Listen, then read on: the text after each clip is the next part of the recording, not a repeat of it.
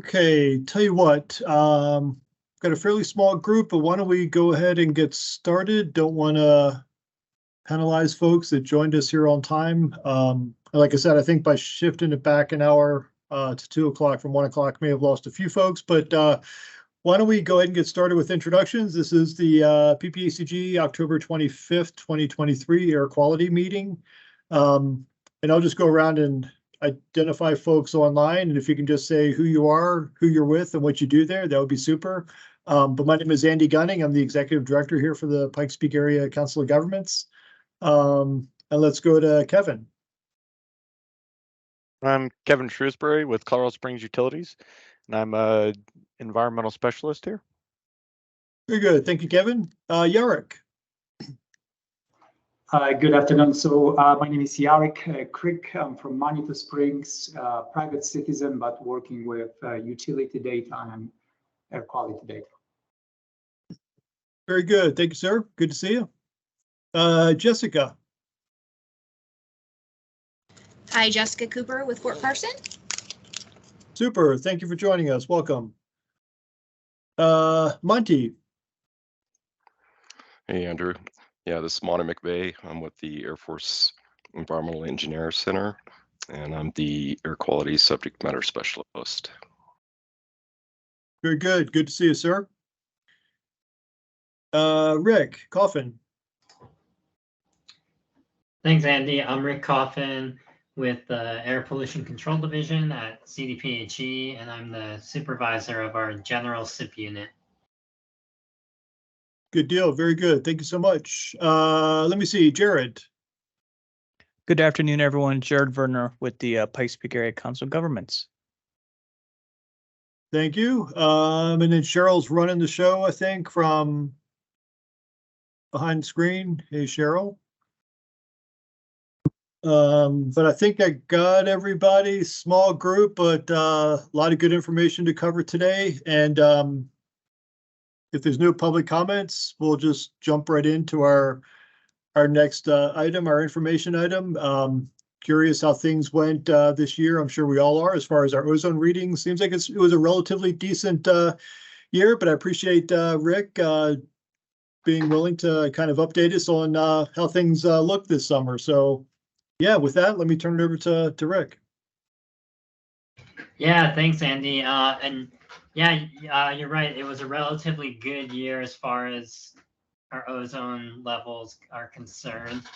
I think you might recall it was a relatively cool and wet beginning of the summer in many parts of the state. I think one of the wettest early summers we've had like in history in Colorado, which helps keep ozone levels down, of course. But in late July, conditions started to get more dry and hot, like typical summer conditions, and that helped bring about some higher ozone levels here and there. But altogether, it was a relatively good year, especially for the monitors in the Pikes Peak area. So next slide, please. And just as a reminder, there are two National Ambient Air Quality Standards, or NAAQS, for ozone that are currently in effect. The more stringent 2015 standard, or 0.070 parts per million, or 70 parts per billion, and then the older 2008 standard for 0.075 parts per million, or 75 parts per billion. And they're both defined as the 3-year average of the daily fourth maximum 8-hour value that's observed at a site. So basically, the fourth highest observed 8-hour value averaged over 3 years is what determines if a location is in compliance with an NAAQS or not. So next slide. And here's a map of all the sites in the state where ozone's monitored. And I just want to point out many of these, the majority of these are operated by the state, by CDPHE, but there are some that are operated by other entities, such as the U.S. Forest Service. And then next slide. And then this this map here just shows all those sites and indicated by color if they're in attainment of the ozone max, which would be the green sites, or not in attainment of the two different standards, either the 2008 standard, which would be the orange sites, or the 2015 standard would be the red sites that are not in compliance with those. Next slide, please. So here's basically a table of the 2023 season summary, and this is all the sites that we look at in CDPHE's monitoring network. So it doesn't include some of those U.S. Forest Service sites. And I know, Andy, in the past, you asked for other sites, like specifically that Gothic site. And I was planning on including that, but just by coincidence, EPA's air quality data system was down today. But I did have some general information about the Gothic site, which is in the Gunnison National Forest. Mhm. And they're in compliance with both of the ozone standards. Both their fourth max this year was below the standards, and their 3-year average is below the standard. So sorry I wasn't able to put that in the table for you here, but just really weird that all the EPA data sites have been down today. Okay, no worries. Thanks, Rick. Yeah, appreciate that. Yeah, and as you can see here, the two Colorado Springs area sites, the U.S. Air Force Academy and Manitou Springs, both had relatively good year with the fourth max below standard. However, unfortunately, a number of the sites in the Denver Metro North Front Range area had exceedances, as you can see. But overall, for the most part, the rest of the state had a pretty good year. Oh, and the other thing I should mention is this is all based on data that has not been QA'd yet. So that's something our technical program does.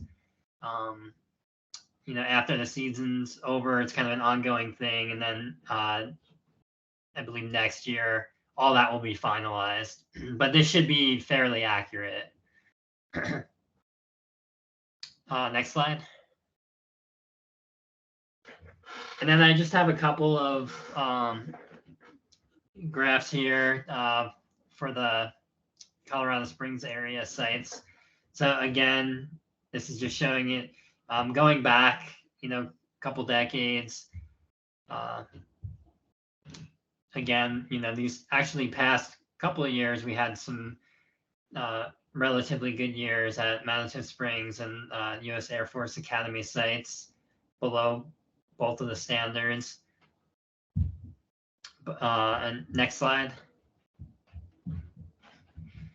But this one shows the 3-year average, so it's taking into account the past 3 years of observed data at both of those sites. And as you can see, the Manitou Springs site is just above that 2015 ozone standard. And I think, as you know, that would include days that may have been influenced by wildfire smoke going back a couple of summers or so. I think 2021, 2022 had some days, that we flagged.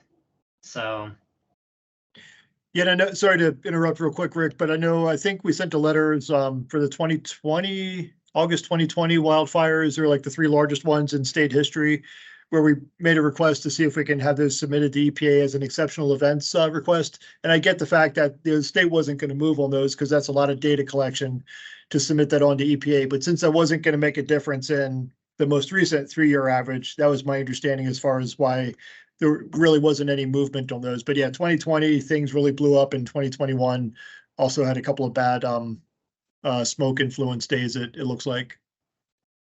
Mm-hmm. Yeah, that's right. Yeah.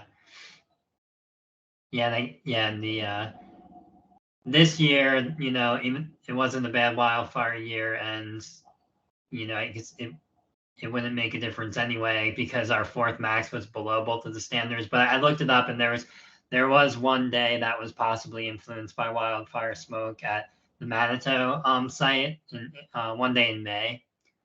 But again, yeah, it wouldn't make a difference this year. And then next slide, I think that was all I had. Yeah, so happy to answer any questions if you have any questions, and feel free to share this with the group afterwards.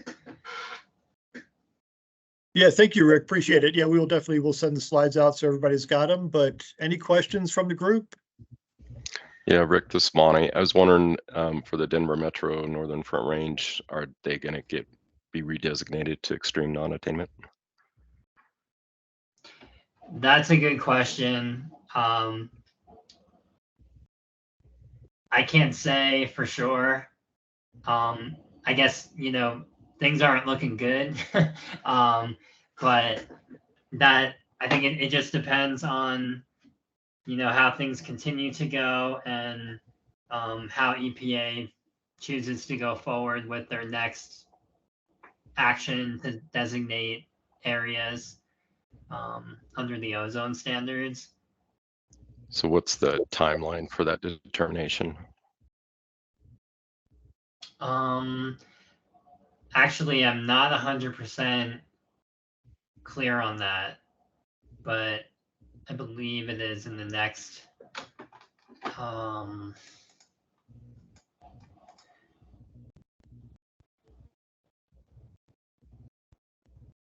I want to say it's sometime within the next couple of years or so. Okay, thanks. Yeah, sorry, I couldn't give a concrete answer on that. And I guess the other thing I'll mention about designations is, EPA's announced that they're going to take another look at the ozone standards because they're required under the Clean Air Act to every so often look at the standards for all of the criteria pollutants.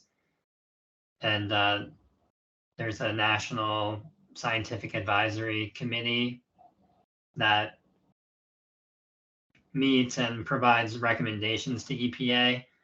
And based on that, they said that they were going to look at possibly issuing another lower or more stringent standard, which, could mean many more ozone non-attainment areas across the country and potentially in the States, but in Colorado. But I don't have a timeline on that either, but I think we should know more about that though definitely over like the next year. Has there been any discussion about looking at natural ambient background levels, taking a closer look at that? Yeah, and I know that our technical folks, like our monitoring group and our meteorology group, I believe they tend to have a pretty good idea about, or a pretty good understanding about the natural, background levels as well. And that's one thing that's a challenge for us here in Colorado. So I'm not sure. Yeah, I'm not sure. We just continue to look at things that we have the authority to regulate under the, under the Clean Air Act. But I know that's an issue and it's been raised. I know PPACG sent a letter to EPA and North Front Range, MPO up, in Weld County, that area sent a letter. So I haven't heard anything on that front. Yeah, and Monty, it's a really good question. We're going to touch on that a little bit here on the next item, but yeah, we're looking for any and all support we can to sort of lean into this issue. But yeah, appreciate that, Rick. It's trying to figure out how we can engage with the state on these conversations as well around non-locally controllable and background emissions. Before we dive deeper into that, any other questions from the group on what Rick presented? This is Kevin Shrewsbury. I just had one question. Has there been a determination from the division if wildfire smoke data from 2020 or 2021 will be evaluated for exclusion? Not that I'm aware of, no. And I'm sorry that it's, we haven't had an update on that in a while, but I'm just getting no updates when I ask as well. So I'll continue to ask, and once I have an update, provide it to the group. So. Thank you. Yeah. Yeah, good question. Thanks, Kevin. Anything else from the group on this? It's relatively good news, so appreciate that, Rick. Buys us maybe a little bit of breathing space, although we're exceeding the standard. It was what at the Manitou monitor over the 3-year average, looks like. Yep, that's right. Yeah. So yeah, we got some work to do. Hopefully we have another fairly tame wildfire season and good wet spring and summer next year in 2024. But yeah, this was somewhat promising. That's good to see. Yeah, of course. And if you're all interested in the background level topic, I could talk amongst my colleagues at the Air Division and see if I could get a presentation lined up on that topic during a future meeting. Someone who's much more knowledgeable on that topic than I am.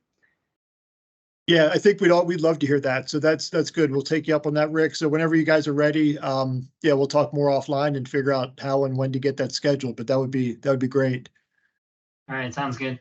Good. Well, along those lines, the only other topic we really had on the agenda was we included the letter that we submitted to EPA. It's in your packet, so you should have a copy of that. But we took this to the PPACG board back in September, got their approval, and then sent it off to EPA Administrator Michael Regan. And I should probably back up a little bit and talk about the genesis of this. So we had Dina Wojtek has been working with us as a contractor. She's been on our recent calls here, former employee at CDPHE in the Air Pollution Division, along with Rick. But when she retired last year, we had her under contract to do some work with us here at PPACG. And when she and I briefed our board earlier this year, it was like back in January, February, I think, in that time frame, we gave them an update on what's going on as far as our emission levels, similar to what Rick was presenting. But also Dina kind of did a little bit of a deep dive into some EPA data sets and then some state data sets that were prepared under direction, I think, by the RAC, the Regional Air Quality Council, up in the Denver and North Front Range area. Which kind of validated what we were finding from the EPA modeling data that was out there, but basically identified that as far as background and other non-locally controllable, non-locally generated emissions, it was, I think the narrative in the past has always been it's around 50%. I've heard Mike Silverstein from the RAC say it's like 51% is background across Colorado.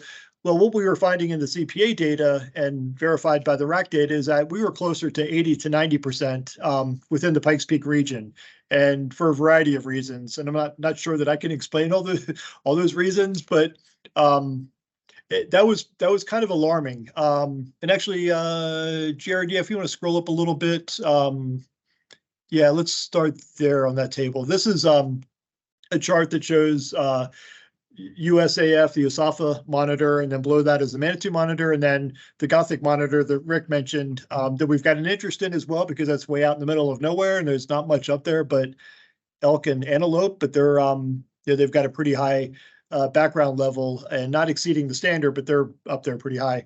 So anyways, when we discovered that we may be much, much higher as far as background emissions, like in the 80 to 90% range, that was, it was alarming. And the board kind of put the request to us to figure out, okay, what can we possibly do about that?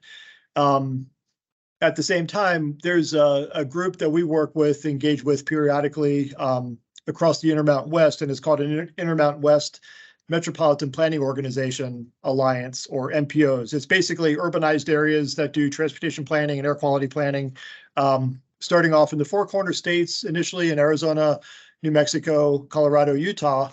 But that alliance has grown a little bit over the past couple of years, and now includes Nevada and Washington State, because Spokane is kind of part of our network now, if you will, and also Idaho. Boise is kind of part of this group. So it's about 18 MPOs across these Intermountain West states where we get together, share information. We have zero authority to do anything.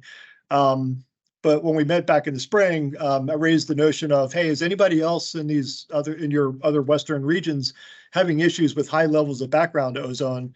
And pretty much everybody's hands shot up. So we decided to put together a little bit of a work group to really dig into this a little bit further.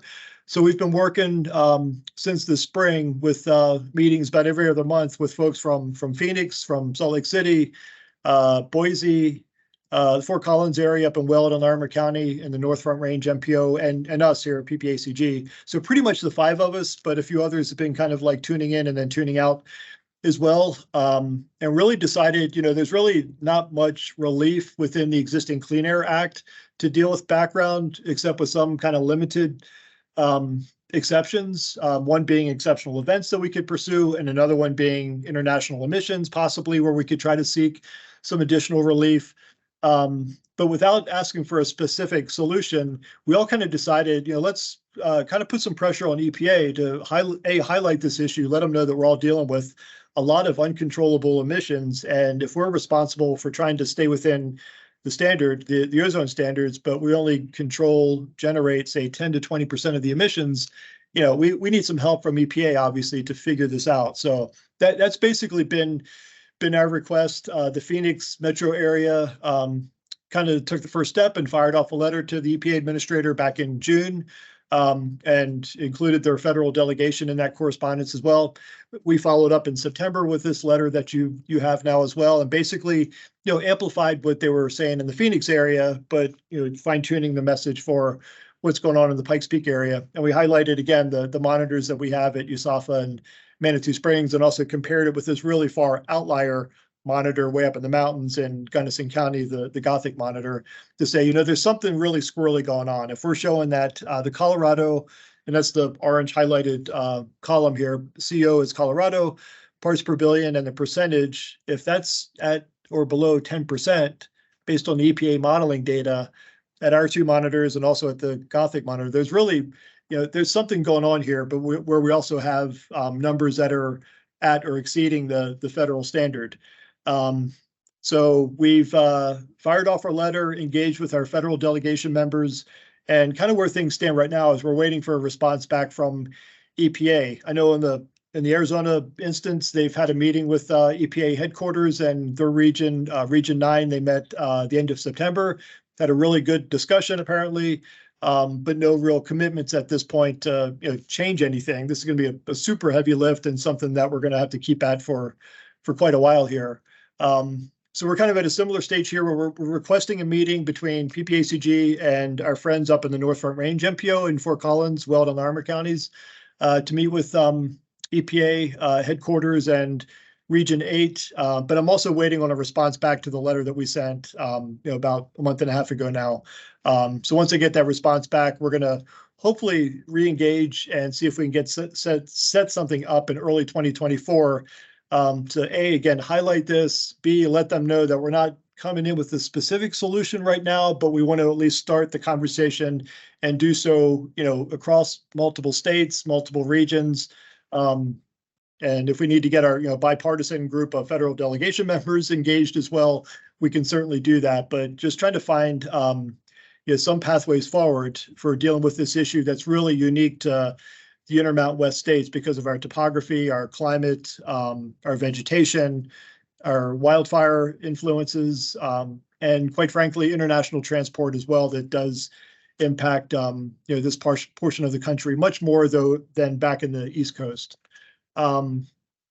So what was the other part I was going to mention here? Oh, I guess the last thing I'll mention, we'll open it up for questions, comments, but one thing we really emphasize in the letter as well is, we acknowledge that even though we're only responsible potentially for 20% roughly of the emissions within our region that goes into our monitors, we're fully committed to doing what we need to do to reduce the emissions that we generate, that we produce, right? And that's in the transportation sector primarily, energy sector as well. And Kevin and the folks at CSU are doing an amazing job with their clean energy plan to generate cleaner electrical production and so forth. But yeah, we expressed strongly in here, and our board was fine with this, to say, yes, we're not trying to get off the hook and totally blame this on wildfires or China or California or anybody else, that we're willing to do, whatever we need to do to reduce our generation. But EPA, we need some help to be able to work our way through this, similar to the other regions that we're working with here. So I'll pause there and see if anybody has any questions, comments, suggestions. We certainly haven't figured all this out yet, but I've got a couple of really good experts that are part of this work group across the Intermountain West, who've got some really good suggestions on what should be on the table and under consideration by EPA, and changes outside of the Clean Air Act, but policy guidance to help us with implementation of new requirements. So any thoughts, questions? Is this right path, wrong path? Any other ideas? Just kudos for your effort. Well, we're not ready to cut down the nets yet, Monty, appreciate that. But, we were willing to be the squeaky wheel to start raising this with EPA, because it's really important. I know it's been brought up in the past, but I think, we feel like it's a little bit different now. I mean, with the recognition that we're not just dealing with, I don't want to say just, but if it was 50% of our background emissions, that's been the narrative out there for a while. I could say, well, okay, then we're responsible for the other half, and we probably wouldn't be even raising this. But when it popped on our radar that it's closer to 80 to 90%, that's a whole different conversation in our opinion. And the same with our friends in Phoenix and Salt Lake City and elsewhere. So yeah, we'll see where this goes. And we're happy to keep the group posted on, what happens. Things are going to move really slowly. Rick alluded to the opening up of the standard by EPA starting next year in 2024. That's going to take a couple of years. There's a Clean Air Scientific Committee that's going to review a lot of literature that's out there and scientific studies and so forth. And that's going to take, I hear that's going to take, 2 to 3 years potentially. But a little concerned that their initial recommendation, that this internal committee to EPA, their recommendation was to lower the standard to say 55 to 60 parts per billion, where it's at 70 right now. So that would pretty much push the vast majority of the U.S. into non-attainment. So, but we think it's a good opportunity right now if we can somehow weave this into the scope of the review of the new standard starting next year, then maybe the stars are aligning a little bit to at least have this conversation with EPA. No guarantee that anything's going to change, but like I said, we're trying to find some policy guidance outside of having to open up the Clean Air Act that could potentially help us. Especially with international transport and exceptional events around wildfire impacts. Okay. A lot to take in, threw a lot at you, but so you've got the letter in the packet. Yeah, if you have any questions, follow-up questions later, feel free to reach out to me offline or whatever. And like I said, happy to keep you posted and happy to work with Rick to get a conversation scheduled with our good friends at the state on background issues and see how that's how you guys are tracking that kind of across the state and how it's being handled elsewhere, if it's being handled elsewhere, in Denver, North Front Range and elsewhere. Okay. And I think that takes us pretty much to the end of the agenda that we had. Anything else that folks wanted to bring up? Things that you're working on in your area or within your jurisdiction that you want to mention?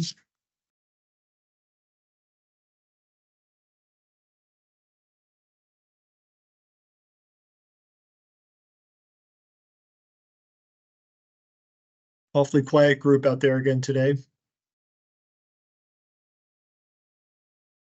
Okay, no worries. We will be in touch when we get our next meeting scheduled. Typically, I think we're aiming for the fourth Wednesday of each month at 1 o'clock, but had to shift it a little bit, obviously, this time. But probably the next big topic, I'll work with Rick and see if we can get a background conversation scheduled. If not November, December, then we'll aim for maybe January. We'll see what's going to work for our friends at the state. And when we get that nailed down, we will be back in touch, okay? All right, I think we're good to go and we're adjourned. So thank you all. Good to see everybody.